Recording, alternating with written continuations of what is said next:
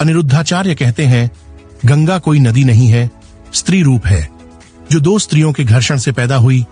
क्योंकि गंगा स्त्रियों के घर्षण से प्रकट हुई।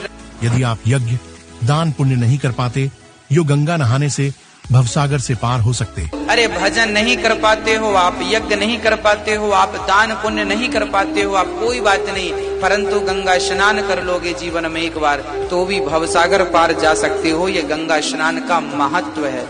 यह बिल्कुल झूठ है।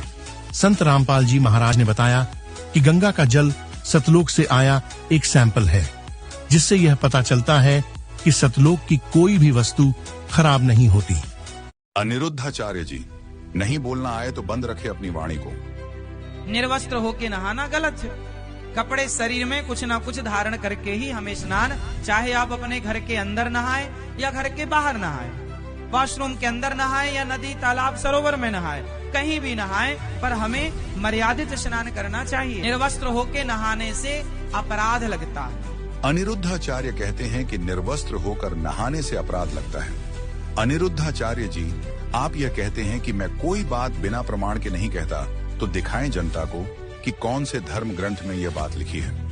नहीं तो कृपया शांत रहें, समाज को भ्रमित न करें।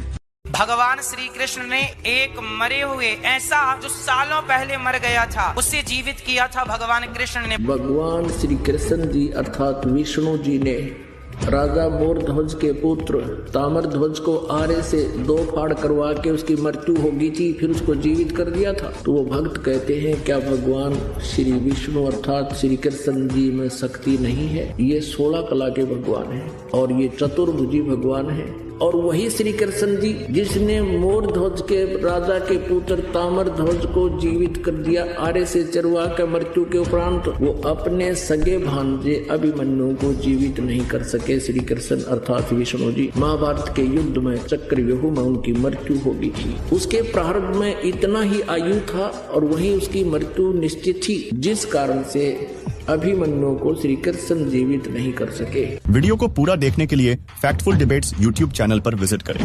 अनिरुद्धाचार्य, दुनिया को अज्ञान परोसना बंद करो। अनिरुद्धाचार्य जी से एक श्रद्धालु ने प्रश्न किया कि आप कौन सा मंत्र जप करने के लिए देते हैं? अनिरुद्धाचार्य जी का जवाब, हमारा तो मूल मंत्र होता है अष्टाक्षर मंत्र। श्रीमन्नारायण चरणौ शरणम प्रपद्ये श्रीमते नारायणाय नमः। इसका अर्थ हुआ, हे श्रीमन्नारायण, हम आपके चरणों की शरण ग्रहण करते हैं। हद हो गई अज्ञान की। क्या है कहीं इन मंत्रों को जाप करने का प्रमाण?